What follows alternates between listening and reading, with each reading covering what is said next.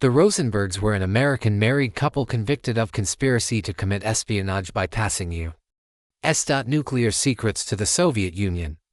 They were the first and, as of 2023, only American civilians to be executed for this crime. So what was it about these two people that made them want to pass sensitive information to the Russians? Well, that's what we're going to talk about in today's episode. Julius and Ethel Rosenberg were born in New York City in the early 1900s. And while they did come from wealthy families, their lives were far from privileged. As children, both experienced anti-Semitic bullying and were exposed to the harsh realities of class division in America at the time. And so when they met in 1921 at an event hosted by the Socialist Labor Party, they found comfort in one another and quickly became inseparable. The two were married within 3 years and would go on to have 2 sons together. As young adults, they were deeply affected by the Great Depression and saw firsthand how it devastated working people. It was during this time that they joined the Communist Party USA and immersed themselves in its ideals. Julius and Ethel were now part of a community that rejected traditional social hierarchies and championed equality and justice for all. And as their involvement with the party grew, so did their ambitions.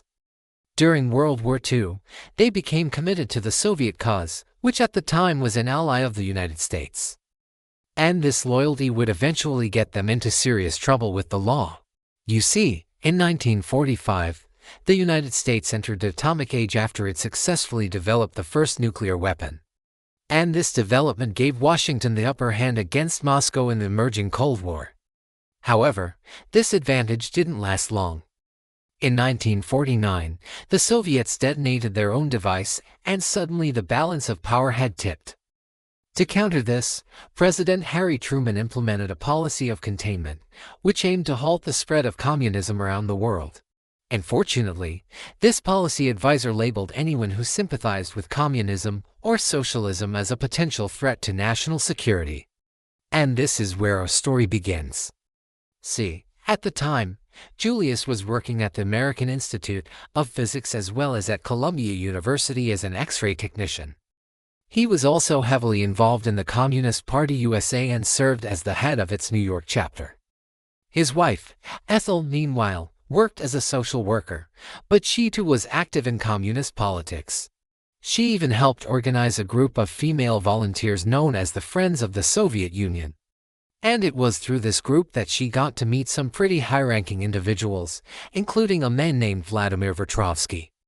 When the United States dropped the bombs on Hiroshima and Nagasaki, ending World War II, Verbitsky left the country and returned to the Soviet Union. But not before he made a confession to his friend Ethel. See, Verbitsky had been working as an intelligence officer for the Soviets and had obtained a large amount of sensitive documents relating to the Manhattan Project, the research and development project that created the first atomic weapons. He decided to defect and give the materials to the U.S. government, but not before handing over copies to his friends in the Soviet Union. And because Ethel was good friends with several high-ranking members of the Communist Party, she was asked to help pass the documents along. However, things didn't go as planned. The documents ended up being detected, and the FBI launched an investigation. What followed was the largest domestic spying scandal in U.S. history and would eventually lead to the arrests of more than 50 people.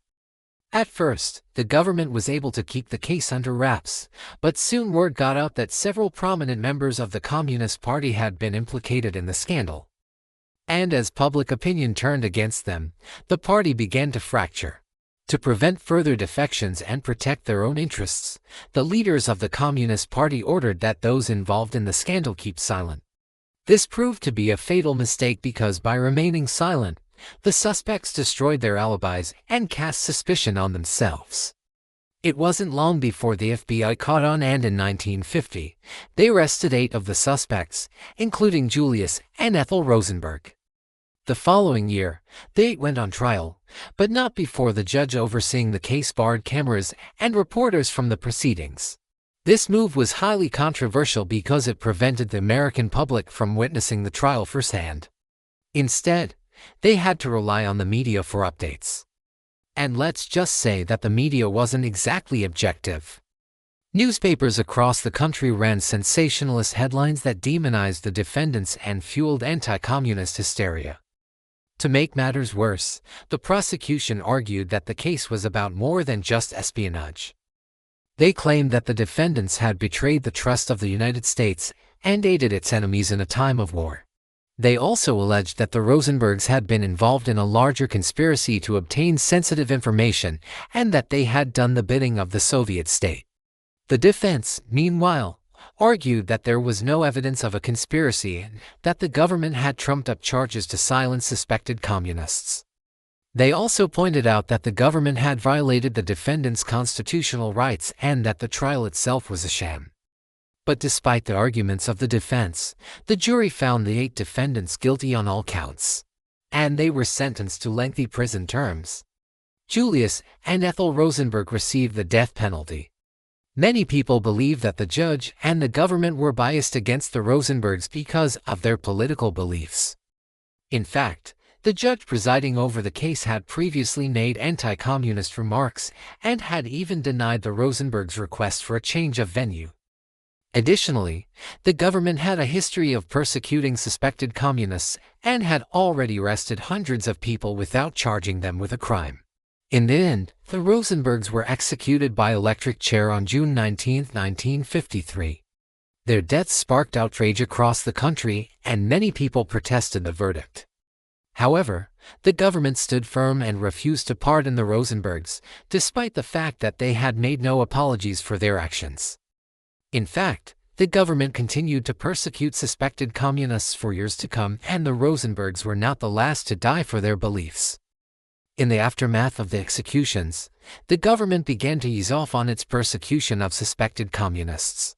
And in 1974, President Gerald Ford pardoned those who had been convicted of refusing to testify in the case. This led many people to believe that the government had finally come to its senses and realized that the Rosenbergs had been wrongly convicted. However, this was not the case. In fact, the government continued to classify many of the documents involved in the case until 1990, when they were finally declassified. And even then, much of the information had been redacted. This has led many people to believe that the government is still hiding something about the case and that the Rosenbergs may have been innocent. The Rosenberg case is a cautionary tale about the dangers of political persecution and the importance of due process.